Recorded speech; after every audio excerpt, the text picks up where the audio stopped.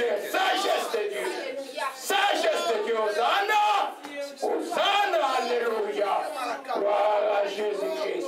Oh, changer, sagesse est là, sagesse est là. Sagesse est là, oh Mashiach. Oh, je dis, Seigneur, je reçois la sagesse de Jésus-Christ. Je reçois la sagesse de Jésus-Christ. La sagesse est donnée aujourd'hui. Oh, la sagesse est là. Totelama, yanzambe, la tente de Jésus est là. Libérez, le fardeau est parti.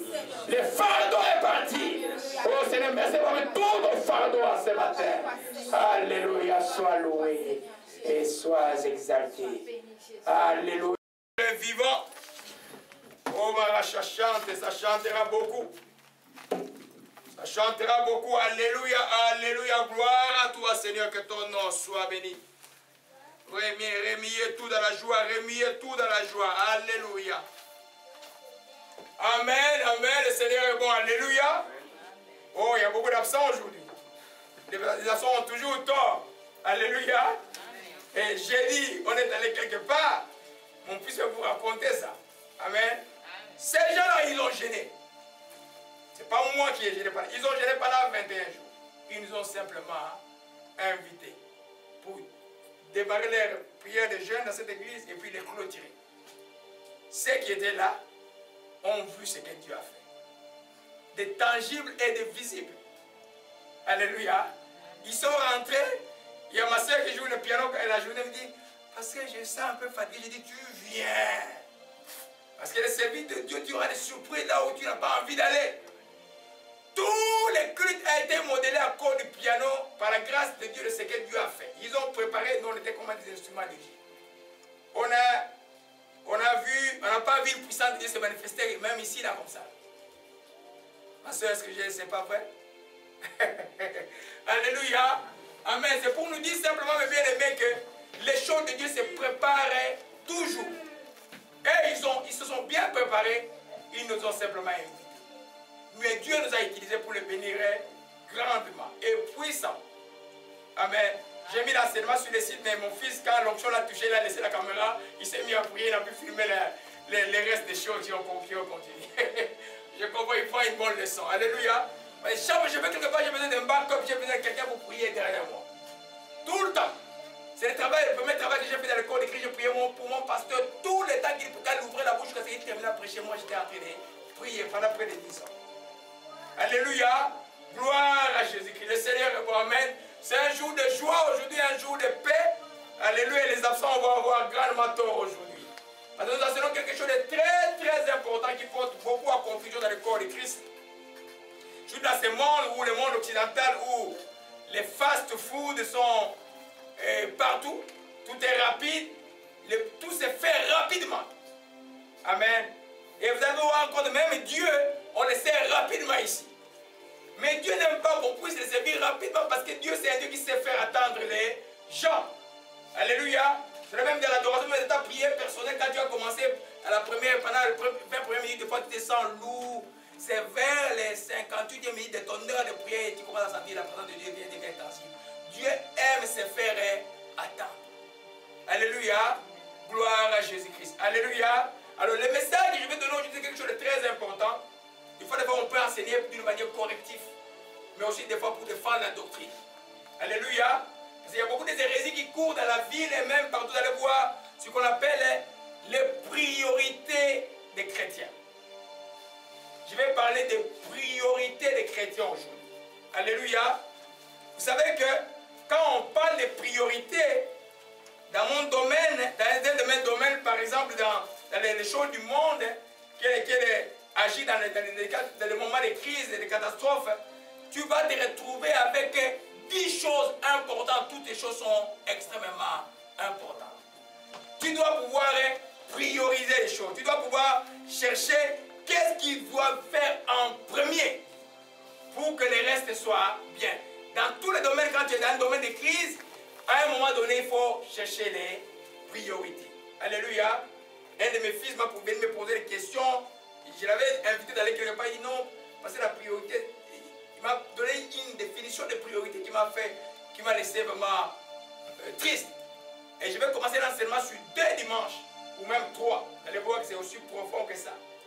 Et parce que nous allons expliquer pourquoi tel est en premier, pourquoi tel est en second, pourquoi en fait il n'y a pas vraiment de second, parce que tous les quatre marchent ensemble, parce que c'est des choses importantes pour un chrétien. Alléluia. Amen. C'est l'enseignement que nous allons commencer aujourd'hui. Ça s'appelle les priorités de la vie chrétienne. Alléluia. Et dans la vie chrétienne, tout est important. Tout ce qui vient de Dieu est important. Tout ce que Dieu commande à ses enfants d'avoir ou de faire sont des choses importantes. Mais il faut savoir prioriser. Alléluia. Je répète que toutes ces choses extrêmement importantes, très importantes. Dans les très importants, tu cherches maintenant qu'est-ce qui va venir en premier. Alléluia. En résumé, je vais parler de l'ordre avant et puis on va aller en détail. Ce dimanche, nous allons parler du premier et peut-être du second et puis on va terminer dimanche prochain après. Alléluia. Quelles sont les priorités chrétiennes? Peut-être vous avez déjà entendu cela. Amen. J'ai nommé ça en lettres. La lettre A, c'est la relation personnelle avec Jésus-Christ. Amen. Avoir une relation personnelle avec quelqu'un, c'est quelque chose de très important. Une relation, c'est soi. Tu ne peux pas avoir une relation personnelle avec Jésus-Christ si tu n'es pas né de nouveau. C'est exact, c'est impossible. Tu vas croire savoir servir Dieu, mais tu ne peux pas avancer parce que dans le cœur, tu ne l'as pas encore reçu. Alléluia. C'est de ça que nous allons parler aujourd'hui. Et le second, pour nous qui sommes mariés, c'est prendre soin de sa famille. Je vais expliquer pourquoi. Amen. Prendre soin totalement, spirituellement, mais aussi socialement de sa famille, c'est un devoir chrétien. Et la troisième chose, c'est dans la nomination que j'ai appris quand j'étais jeune chrétien, on m'avait dit l'église. Ce n'est pas l'église, c'est servir à l'église. Il y a une différence entre l'église et servir à l'église. Parce que dans la première, aujourd'hui là, vous êtes en train de m'écouter là. Je suis en train de prêcher. Moi, je suis en train de servir Dieu. Vous, vous êtes en train de construire votre relation personnelle en recevant le message de Dieu. Vous voyez que l'église, venir à l'église, ce n'est pas servir à l'église. Il y en a qui viennent à l'église pour se nourrir. Il y en a qui viennent à l'église pour servir. Les deux sont bien.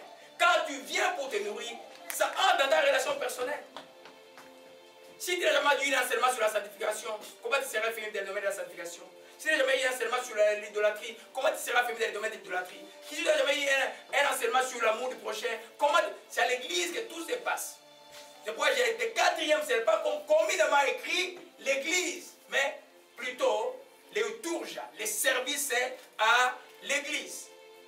Alléluia.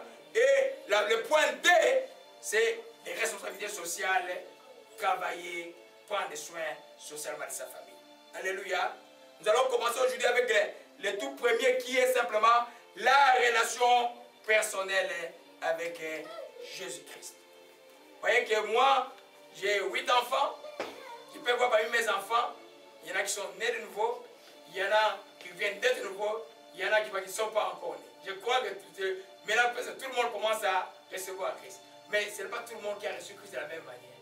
Je peux quand même les rêves et dire, ah, tous, c'est mes enfants, comme je peux présumer qu'ils sont chrétiens. Je fais une fausse route. Alléluia. Il faut que l'enfant lui-même prenne la décision personnelle de donner sa vie à Jésus-Christ. Moïse, il a fait, je crois, à l'âge de 12 ans, et à l'âge de 14 ans, il me dit, papa, je suis prêt pour le baptême. Je veux que tu me baptises les 12 juillet, le manifeste. On est parti avec son papa ici, on a fait son baptême, au sorti de l'eau, j'ai mis la main, il était rempli de Saint-Esprit. Et hier, c'est lui qui m'a soutenu en prière. Vous comprenez un peu? Mais c'est pas pareil pour tous les enfants, mais nous aimons tous les enfants. Hein? La même chose, parce que la promesse est que crois au Seigneur Jésus, tu seras sauvé avec toute ta famille. C'est question de temps. C'est la prédication que nous avons reçue dans la radio chrétienne en anglais, alors que nous quittions la maison. Je ne sais pas si tout le monde a compris dans l'auto. Alléluia. Donc la relation personnelle, comme il se dit, c'est personnel. L'enfant est exposé à la bonne nouvelle. L'enfant ou l'adulte ou le vieillard répond à recevoir Christ comme Seigneur et Sauveur. Donc la première chose, nous voyons qu'il est impossible d'avoir la relation personnelle s'il n'y a pas une nouvelle naissance. Tu dois commencer par là. Quelles que soient les choses. Je me rappelle mon papa qui était catholique, me disait un jour, il était dans les charismatiques catholiques, il dit, j'étais à Kinshasa là, j'étais en 2004, il me dit, papa, papa, mais hier on était à la réunion de prière, le prêtre a dit qu'il venait d'être de nouveau, ça veut dire quoi? Il avait 36 ans de prêtrise, il venait de naître de nouveau. J'ai dit, mais papa, il vient de connaître que tout ce qu'il faisait avant, c'était de la religion. Maintenant, son cœur vient de comprendre que Jésus-Christ est Seigneur, est sauveur. Et toi aussi, papa, tu en as besoin. Gloire Seigneur, papa. Papa, à Dieu plutôt. Papa a donné sa vie avant de mourir. Alléluia. Amen. Donc, c'est la nouvelle naissance. Tout ce que nous faisons dans le travail, que quand nous allons parler déjà, pour que c'est des clics là, volontaires, sans forcer, parce que la chrétienté, c'est la seule religion qui est libre. On ne force pas quelqu'un de devenir chrétien. On persuade, on convainc, on expose la parole. La personne elle-même doit pouvoir répondre à donner sa vie à Jésus-Christ. Alléluia. Donc, la première chose que nous voyons dans la relation personnelle, le salut est individuel. Amen. Oh, Dieu ne peut pas sauver une clique, ne peut pas sauver une famille d'un bloc. La décision doit être une décision individuelle de cas par cas. Alléluia. C'est pourquoi les chrétiens, souvent nos bien-aimés qui vivent dans la tristesse, je leur dis souvent que Jésus est venu spécialement pour toi. Il n'est pas venu sauver quelqu'un d'autre, toi. Amen. Il veut une relation personnelle pour toi. Donc le salut est individuel. Comme c'est individuel, c'est pourquoi tout ce qui va suivre, nous allons voir après, se passe autour de l'individu. Tu ne pars pas au ciel avec quelqu'un. Tu ne m'amènes pas quelqu'un au ciel parce que non, non. C'est toi d'abord qui dois te donner à Dieu. Alléluia. Gloire à Jésus-Christ. Allons un peu dans Jean 3, verset 36. Alléluia. Jean 3, verset 36.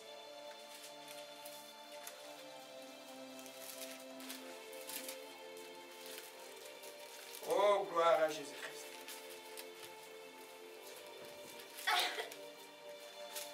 Celui qui croit au Fils a la vie éternelle.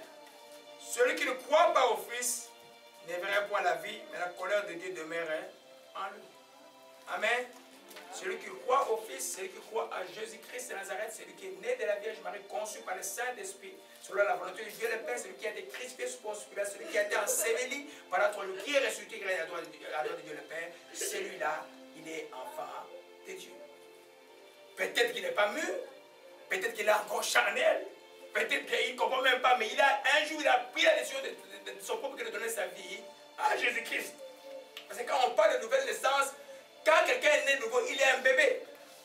Amen. N'attendez pas d'un bébé beaucoup de choses très, très, très grandes. Il peut faire des erreurs, mais il reste un bébé. La réalité est qu'on est de nouveau une seule fois. Il ne peut pas être de nouveau 2 fois. Sinon, je ne nous aurais pas raconté l'histoire de l'enfant prodigue. L'enfant prodigue, quand il était en train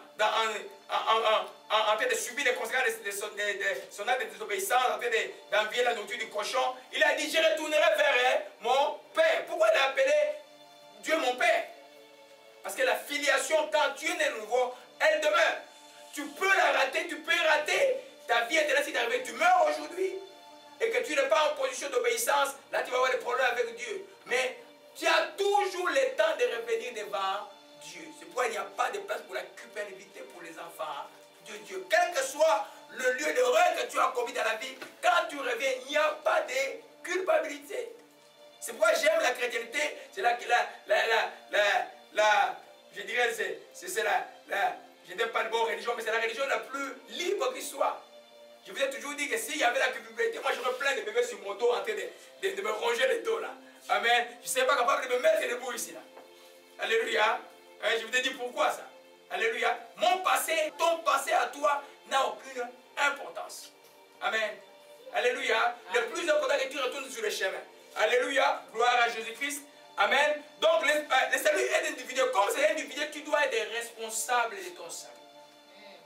Tu dois pouvoir prendre soin, prends garde à toi comme c'est écrit dans la Bible.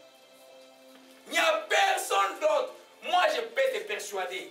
Et les gens peuvent... Mais toi-même, tu dois savoir qu'il y a... À partir du moment où tu as dit, Jésus-Christ est mon Seigneur, il y a un ennemi qui dit, oh, j'ai un énième ennemi qui vient de se déclarer. C'est le diable qui dit, j'ai un ennemi. Il fera tout pour te faire reculer en arrière. Mais c'est toi qui prends garde à ton âme. C'est extrêmement important. Amen. Au début, quand vous venez en Christ, vous me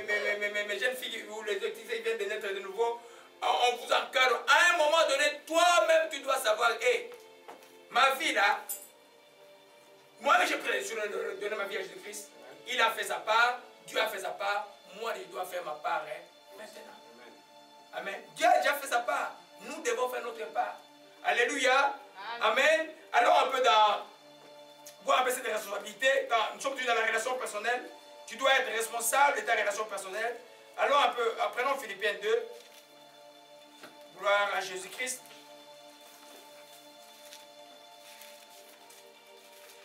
N'oubliez pas le but de l'enseignement, c'est les priorités. Je vais voir comment c'est j'ai dit en premier la relation personnelle. Vous allez voir que dans chaque, la relation personnelle va modeler toutes les autres préoccupations.